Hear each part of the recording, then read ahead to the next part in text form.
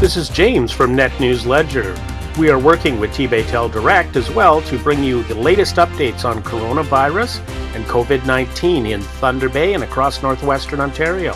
Here is the press conference today at the Thunder Bay Regional Health Sciences Centre. My name is Tracy Smith. I am the Information Officer for the Thunder Bay Regional Health Sciences Centre's COVID-19 pandemic response. Thank you very much for joining us today. We are joined by some partners today as well. We are certainly collaborating very closely with many organizations and individuals. Given the extraordinary demands on their time, not all partners are represented here today. Circumstances change very frequently. As a result, Dr. Janet DeMille with the Thunder Bay Thunder Bay District Health Unit was unable to join us this morning, but rest assured, we are certainly working very closely with our partners at the Health Unit as well as with St. Joseph's Care Group, Ontario Health North, Emergency Services, many others. We do have with us today Bill Morrow, Mayor of Thunder Bay, Dr. Stewart Kennedy, who you've seen before, as well as Dr. Zakir Ahmed. I will be introducing them in just a moment. Today's format will enable social distancing. Thank you for your patience on that. And our focus is really to clarify misinformation that is out there in the community and to address some of the frequently asked questions that we know that the community has.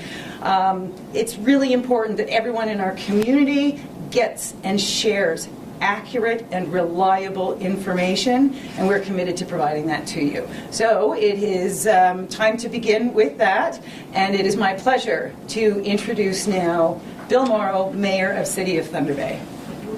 Bill, thank you so much for attending today.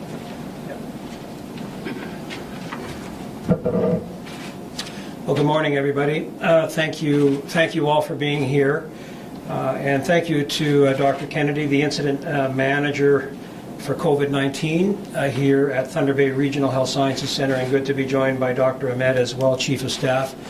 Thank you both for being here. I think from the City of Thunder Bay's perspective, it is important for us to be here with Thunder Bay Regional.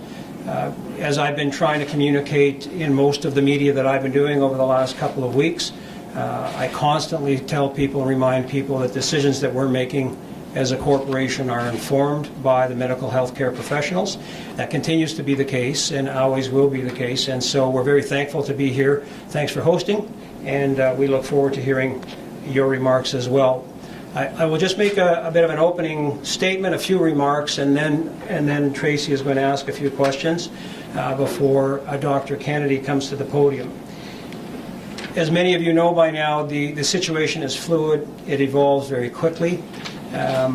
Part of the information that has guided the decisions that the municipality has been making has been the evolving, changing number at which people think it is okay for us to be in crowds. First, or the original number we were hearing was something like 250.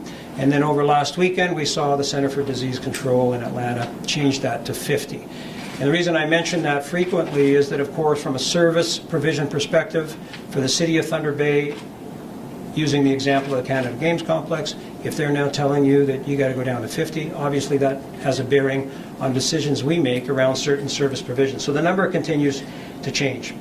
The other thing that I've said as well a number of times is that we have always been cognizant, I have always been aware of and concerned with any decisions that I might make or might not be making as part of the corporation that had the potential to impact in a negative way on the service provision of Thunder Bay Regional Health Sciences Centre and other healthcare facilities in the City of Thunder Bay. We're all hearing the language about flattening the curve, doing what we can on social distancing to contain and prevent community spread, and decisions that we're making as a corporation are, at least in part, always with that in mind. We're cognizant of that. We know that most North American healthcare facilities and hospitals do not have the capacity to handle a surge if one does occur. And so we need to be seen as being aware of that and doing everything that we can to limit in any way some negative consequence and impact on that. Of course, we've also been aware and concerned with the health of the employees of the City of Thunder Bay. our service provision decisions have that in mind as well in anything that we decide to do. And I was, of course, aware of the work that our frontline essential services are doing, our paramedics, our firefighters, and the police service as well. So it all comes down to that for us. That's what's been guiding us in our decision making to this point. Thank you again for being here, and I'm happy to take a few questions, Tracy. Fantastic. Thank you, Bill. With the increased emphasis on social distancing in order to slow the spread of COVID-19, is the city making any significant changes to services and programming? So the service decisions that we make continues to evolve. There was a list of media report put out, I think on Tuesday or Wednesday of this week, that showed a significant list of decisions that we had made. It continues to evolve and change. One of the most obvious examples that you would be aware of is that now at the city-run long-term care home, as dictated by the Chief Medical Officer of Health for the province of Ontario, there are no visitors being allowed right now at Pioneer Ridge. We had enhanced protocols in place some time ago, but that has now been ramped up to a full no visitor policy as dictated by the province's Chief Medical Officer of Health. As well, you'll see other decisions that are being made. Front counter services, generally speaking, are going to be closed, except at City Hall. We are going to reduce that down to, I think, 4 hours a day starting on Monday, I believe, 10 o'clock to 2 o'clock. There are some statutory obligations that we have in terms of service provision, so that we'll explain to you why we're still maintaining some service on a reduced basis there. Animal services, for example, will have limited access for the public. So that list of services continues to evolve in addition to what we announced several days ago. Thank you. How does City Council plan to continue to govern when council meetings are being postponed and considering social distancing? So we need to continue to govern. And there have been a number of councillors that have expressed a concern that did not want to attend council meetings, and that's understandable. Everybody is concerned with their health, with their family's health, and with doing everything that they can to contain.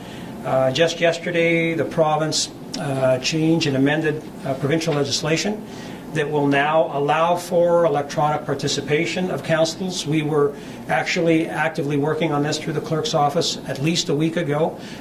We're encouraged and thankful by the change in the provincial legislation that will now allow for full electronic participation of councillors. So previous to this change yesterday, you could not, as a councillor, participate electronically to count to quorum or to vote. And it's my understanding, I'm 90% sure, that you can now participate electronically to both count to quorum and vote as well electronically. Up until yesterday's changes, both of those pieces were prohibited. So when it comes to the continued governance from a municipality's perspective, those are significant changes. It will allow council to, as they see fit, to call in. You'll see some other changes Monday night at our meeting as well to accommodate the media, some social distancing changes that will be made in the chamber. The clerk's office is all over this, making sure that people who still want to attend from the media will be able to attend and be there with some space accommodating all of us. Okay. And what is being done to make sure that city buses are safe, and should they even be running? Well, the city bus service is a great example. There was likely to be in terms of our service changes and announcements, you're likely to hear something from us this afternoon on transit.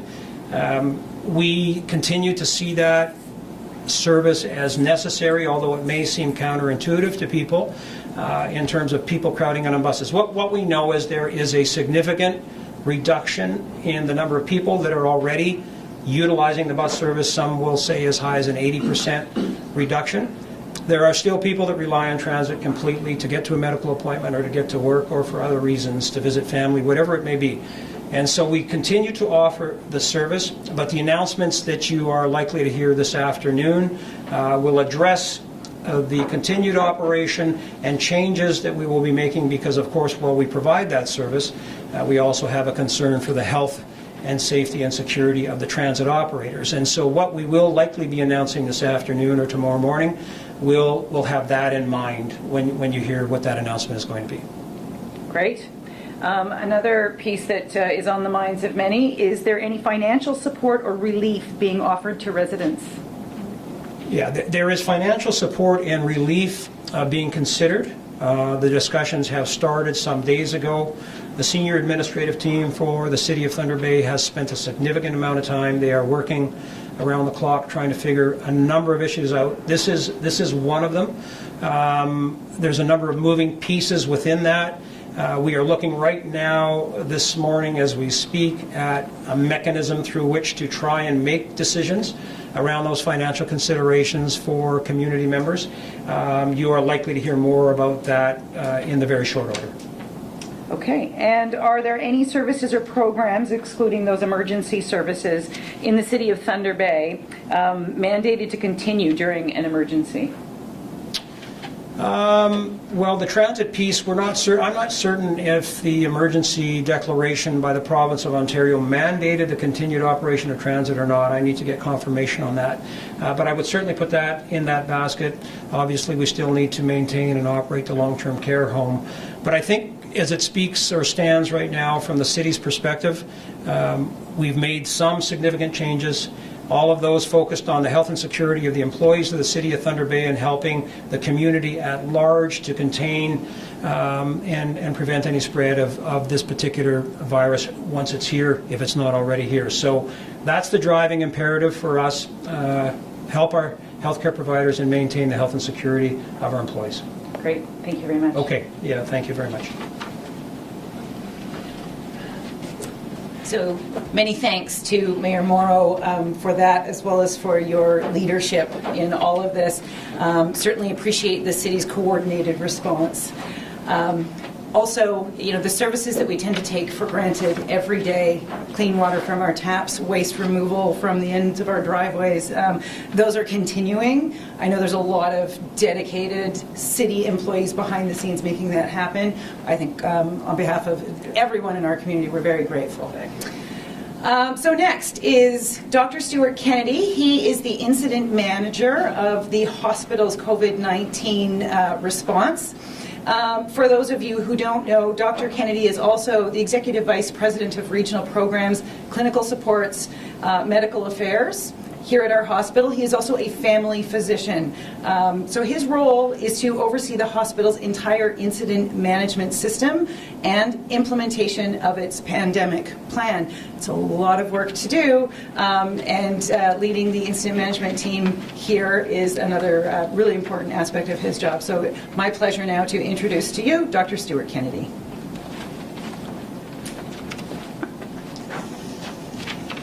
Thank you, Tracy, and thank you, Mayor Morrow. So we're in this together, and certainly one thing I want to assure the public right now, though, is Thunder Bay Regional Hospital is open for business. We're being overwhelmed by COVID-19, and the public's being overwhelmed by COVID-19, but medical disease continues to occur in this city. We are still open for all aspects of essential care. That includes priority surgeries for cancer, includes priority surgeries for heart and lung. So we're open for business. So I want to urge the public, if you have a medical problem, you come to Thunder Regional Hospital or you phone your family doctor, and the family doctors are really stepping up, and they actually continue to do their walk-in clinics, continue to open business for primary care with appropriate individuals coming. So one thing for sure, we are open for business. Healthcare in this city is open for business despite the overwhelming concerns we have with COVID-19.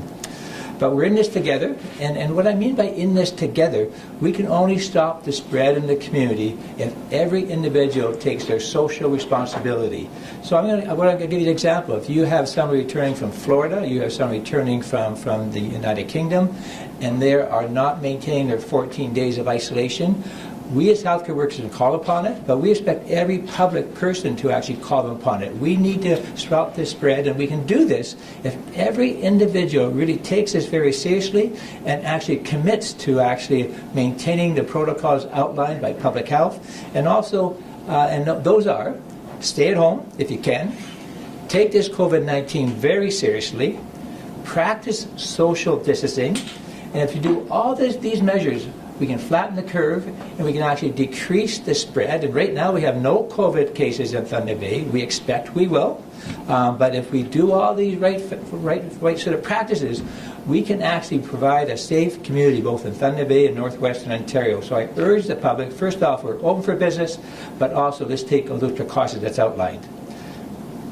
Okay, Dr. Kennedy, is the hospital prepared if confirmed cases of COVID-19 do appear in our community? Well, we have an amazing leadership team. We have an amazing set of healthcare workers, and we are very prepared. You can never predict some of the unexpected occurrences, but we are very prepared at this point in time. We've been implementing our pandemic plan for the past several months. We continue to learn on a daily basis. We continue to update on the medical directives on a daily basis. We've learned in the past from past pandemics, which is the SARS, which is H1N1, which is the Ebola crisis. We're well prepared for all of that. We put significant measures in place to protect our staff and also protect the patients here in this facility. But again, the better we protect our staff and healthcare workers depends on the public following those protocols. Okay. Why is the hospital reducing surgeries and services if there are no confirmed cases yet? You know, Tracy, you can never be over-prepared for a situation like this. And I'll give you an example. Right now in our hospital we have total funded beds 389. As this morning we had only 300. And that means 77% occupancy. By canceling surgery, elective surgery, that does not threaten the lives and the well-being of our patients here in Thunder Bay, we hope to get that bed count down to 250. Get that bed count down to 250 and this virus hits Thunder Bay, we have excess capacity to take care of those individuals who need our services. So we need to take this measure, not only because we're directed to by the Ministry of Health, directed to by the OMA, directed to by Public Health. It's the right thing to do, and we've been advancing this for the past several weeks, and the team is putting measures in place so the public, the patients, are not harmed for the measure we're putting in place right now. Okay, so people are not put at risk by this reduction. Do people who need urgent care still get it?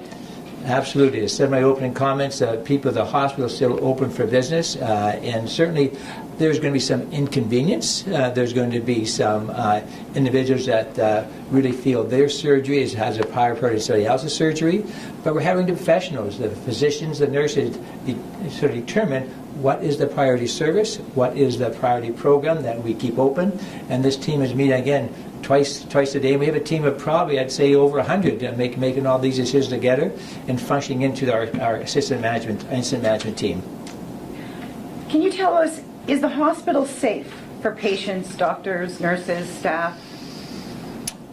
Since the weekend when we put these screening measures in place, since we enhanced housekeeping and sterilization, the hospital has always been a very safe, clean environment. But what practices we put in place over the past several weeks has really enhanced that. So now, as you know, we took the very difficult step to limit visitors, almost exclude visitors, except for caregivers. As this initiative expands and COVID virus gets in Thunder Bay, we may have to take more aggressive steps with our care providers and totally limit visitors altogether. But that's a step we would not take lightly, and we'll take that with the advice of our medical specialties, and we'll take the advice of infectious disease and public health. But certainly, if you notice when you come into you didn't come to the hospital because we're off-site right now, but you're screened, you have hand washing. You certainly, if you fit the protocol, you get in. If you don't, you get out. So it's really, really, really significant that we keep these high-level hygiene, high-level cleaning in place. One thing I didn't mention too, Tracy, is because I always get a question about our assessment center. So individuals who think they may have COVID virus and meet the protocols, they will not come into the hospital if they're not that symptomatic. They will actually go to the assessment center, and they will be screened by health professionals, and at that time they'll determine whether they need a swab or not. You get a lot of questions about the swabs right now of the public. We have enough swabs in this city, in this region, to do, as long as we follow the medical directives, to take care of the public. Everybody who meets the screening criteria will get swabbed. In fact, we're putting things in place now to actually enhance our ability, potentially over the next 3 or 4 weeks, to do in-house swabs. So no longer will it take 4 to 6 days to get it back. We hope for the next 3 or 4 weeks we'll be able to do our in-house swabs that will meet quality control, meet standardization, and get even quicker turnaround as the virus escalates. And just for information, we've been in operation for 3 days. Patients seen at the assessment center is 91, and the amount of swabs is 85. That's because they're supposed to phone the public health department or telehealth first. They're screened there and they're sent to the assessment center with appointments. So the protocols are working at this point in time. They may change from day to day because this is increasing on an hourly basis, but that's the process now. We'll revisit that if more people in this community need swabs. But I want to reemphasize, everyone who needs a swab, who meets the protocol, will get swabbed. Thank you very much for that clarification, Dr. Kennedy. Thank you, Tracy. Very much appreciated and really important responses to people's questions.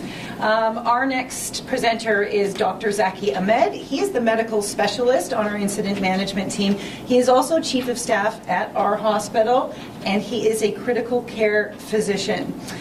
His role is to keep connected with physicians. He's making medical decisions. Certainly his expertise is extraordinary, highly valuable at this time, and always, it is my pleasure now to introduce to you Dr. Zakir Ahmed. Thank you, Tracy. I want to start off with some thank yous. I want to thank the professional staff, the physicians that are working very hard to develop the most evidence-based protocols that we have. I want to thank the nurses who are sacrificing and putting essentially their health at line to try to take care of these patients. So it's really important that everyone gives them a thank. But there's also the multidisciplinary staff. So there's the respiratory therapists, there are the physiotherapists, there are other health professionals that are taking part in this. There's non-clinical staff that's supporting all the clinical activities that are going on, and mostly our housekeeping who are keeping this place really clean. I think we really owe them a thanks. Another thanks to the public health department, who's done a fantastic job at keeping us as a community safe.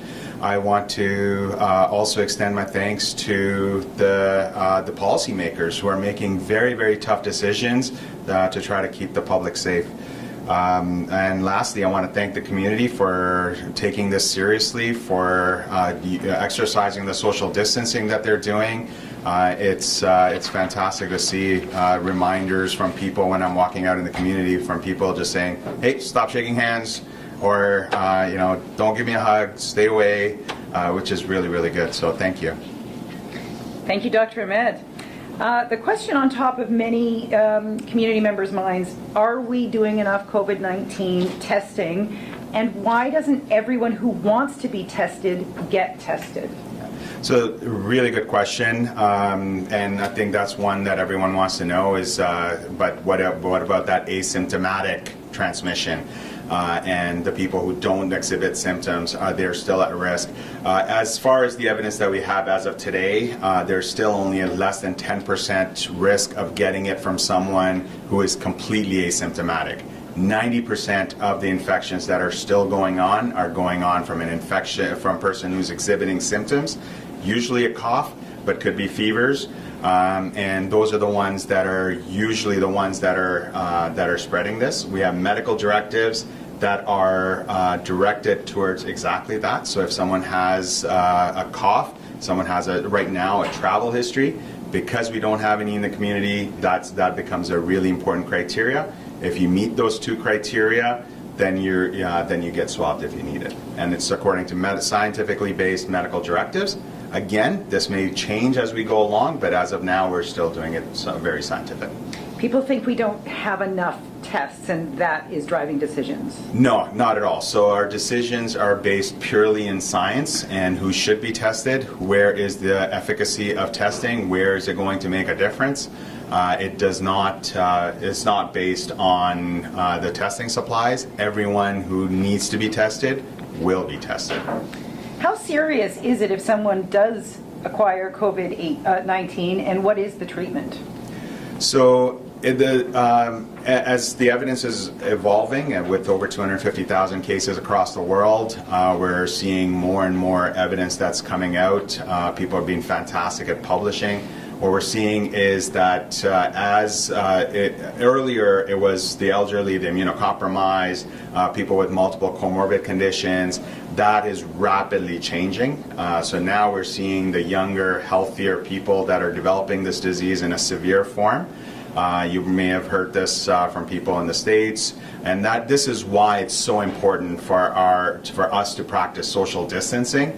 Because that's the only thing that we know that will prevent us from doing this. We do not have a vaccine, although it's in the works. It may be months before it becomes available. The treatments-wise, there's multiple different clinical trials. You may have heard Trump announce a chloroquine. So there's all these different treatments that we're trying, and I want to emphasize we're trying these treatments. These are not, there is no evidence of use. This is a new virus. We don't have the treatment, and the only way that we can, the difference that we can make is by preventing it. And the way we prevent it, social distancing, self-isolation when it's necessary, that's extremely important. Thank you. Another question on people's minds, particularly with the recent reports in the media. Do we have enough ventilators here?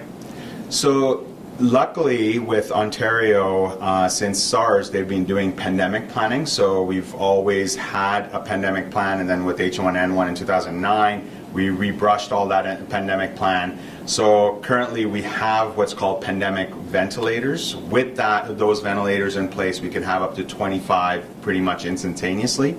And then Ontario just bought 300 ventilators, which they are reallocating and redeploying to the places which need it.